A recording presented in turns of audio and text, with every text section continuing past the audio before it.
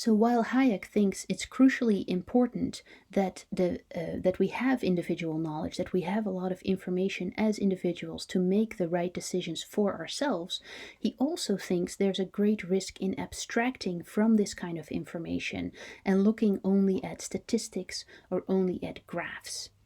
I quote Hayek again. The sort of knowledge with which I have been concerned is knowledge of the kind which by its nature cannot enter into statistics and therefore cannot be conveyed to any central authority in statistical form. Now, Hayek is talking here about economics, and his worry is that at the time, right, so this is mid 20th century, economics has become so preoccupied with being mathematical, with being scientific, that it tends to ignore the individual, the man on the spot, as we'll see in a moment, and focus primarily on averages, on financial growth, on GDP, on forecasting, etc. All of that abstracted from individual particular circumstances.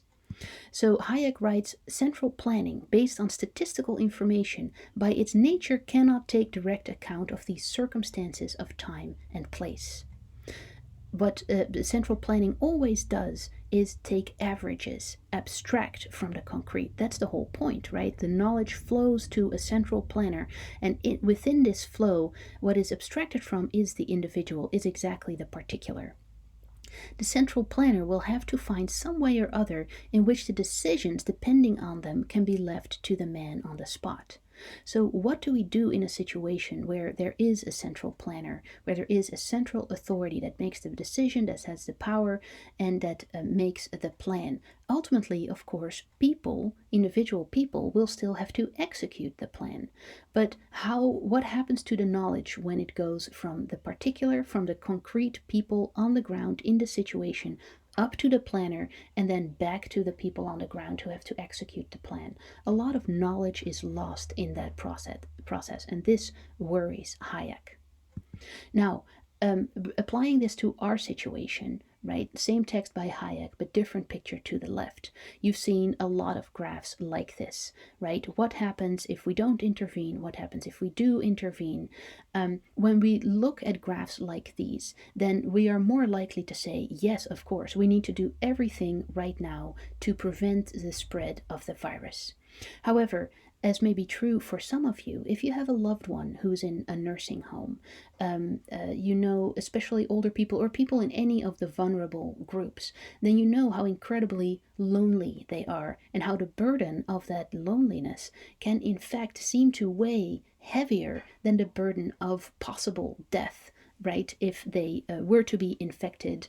I'm of course taking shortcuts here, right, but what I'm trying to hint at is the fact that you know the people you love, you know what they want, and then there are the rules that come down from up on high where you have to distance yourself from them. You can't go visit them.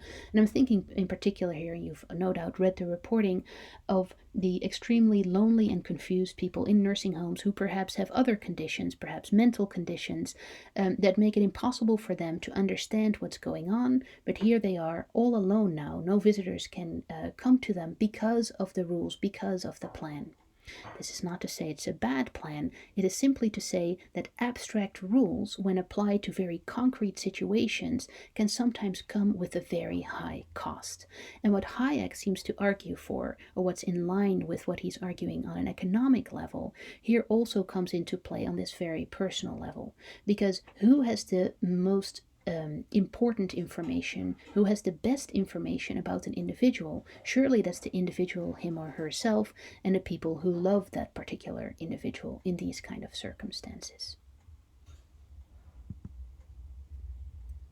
So there's that overview of that terminology that I showed you before, those themes all related to planning. And you see how, of course, we can look at these from a political, from an economic perspective, but also from that personal perspective. What are the sacrifices we are making right now in order to stop the spread of the virus? Where, of course, we are trusting the government to make the right decisions, but at the same time, we see other governments make different decisions, and we can't help but wonder, are these the right kind of measures? And depending on where you're coming from, depending on what you're going through right now, you may agree, disagree, have your doubts.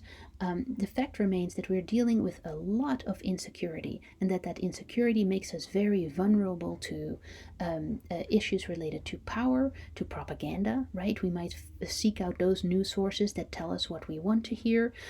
We want strong leadership that we feel like we can trust, even though we know that there simply is no certainty possible because so little is still known about this virus.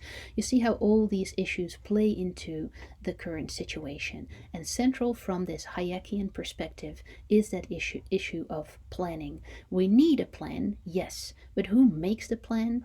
Who enforces the plan? Should this be a central authority, or should we be left as individuals to think for ourselves, or some in-between version where it's down to certain groups of people to come up with the plan that they think is best for their particular group? You see all the issues that come into play here and all the dangers of the various situations, and the attraction especially of a centrally planned state where there's a clear plan that's enforced so that everybody abides by the same rules, but with all the pain and all the sacrifices, of course, that comes with that approach. Right. So back to those central terms: democracy, knowledge, economics. We want to again look at that connection between knowledge and economics, but now from the perspective of Shoshana Zuboff, the other thinker I want to somewhat more briefly mention in the context of this lecture, because I think she's of interest to you. In her book Surveillance Capitalism, which it's a rather big book, but I highly recommend you read it if this is at all of interest to you. It came out just last year and to great critical acclaim. She writes, "The combination of state surveillance and its capitalist counterpart means that digital technology is separating the citizens and all societies into two groups: the watchers, invisible, unknown, and unaccountable, and the watched. This has profound consequences for democracy because asymmetry of knowledge translates into asymmetries of power." Now, if everything went according to my plan, then you should recognize a few things in what she's writing here, many years after Hayek produced his piece. Again, Hayek is very much in favor of capitalism, Zuboff is very critical of it, but they share a common concern, namely that once there is a division between the people who know and the people who don't know, you have the seeds for a very undemocratic system. And what Zuboff focuses on is something that in the time of Hayek, of course, didn't exist, namely the internet. There are a lot of people right now, a lot of organizations, companies in particular who know a lot about us, and we don't actually know what they know. This is, of course, the issue with big data, artificial intelligence, a very hot topic right now. Asymmetry of knowledge translates into asymmetries of power. Once there is a centralized authority who has more knowledge than the individuals it controls, then we should be scared, according to Hayek and according to Zuboff. But they're talking about slightly different entities. Well, slightly different entities, very different entities, technically, because Hayek talks about states and governments who know more about us than we know about them.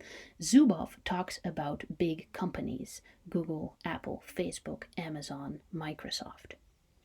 Whereas most democratic societies, she writes, continuing the quote, have at least some degree of oversight of state surveillance, we currently have almost no regulatory oversight of its privatized counterpart, that is to say, those big companies I mentioned. So she warns in her book, Surveillance Capitalism, that the big five are essentially anti-democratic and completely untethered by the law. Google, Apple, Facebook, Amazon, Microsoft, they are everywhere. They cross state lines, obviously, and have created a kind of surveillance economy, is what she calls it, where they are the watchers, we are the watched, and we don't know what they know.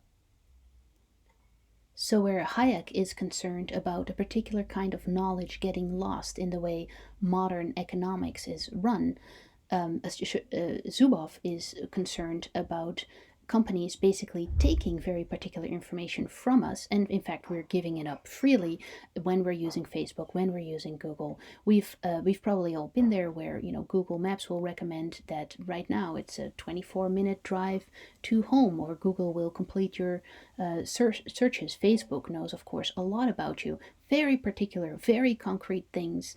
But what it does with that information is to a large extent unclear. We do know that there is a lot of economic gain in that information.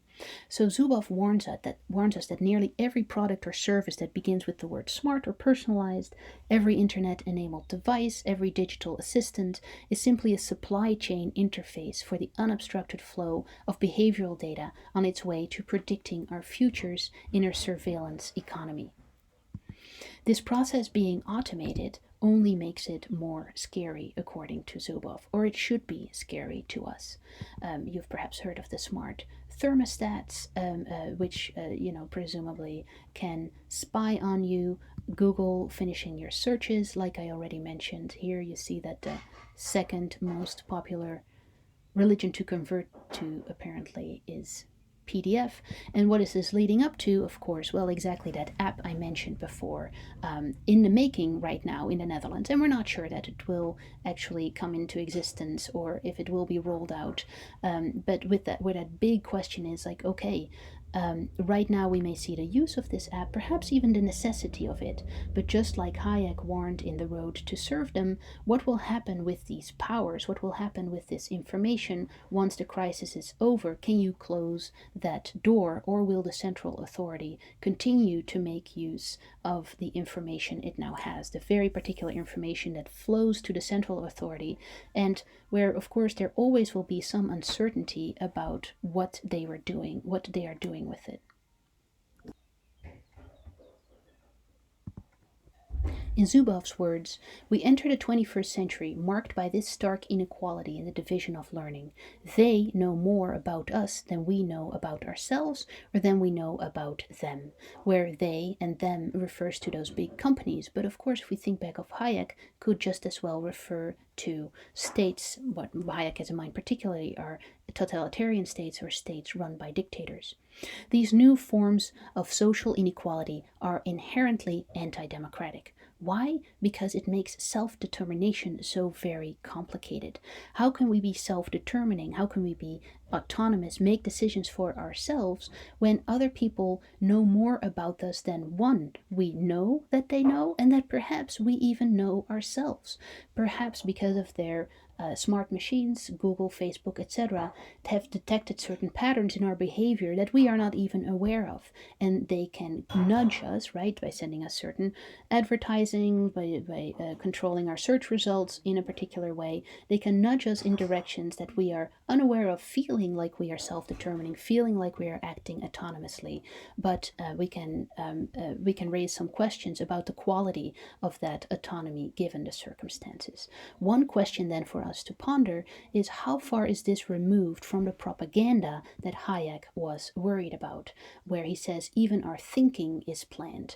Some, and perhaps this is too cynical of you, but still some might say that today our thinking is in large part planned by these companies who know our preferences, know our behaviors, and can steer our purchases, but perhaps also the way we think by giving us certain information, withholding other information.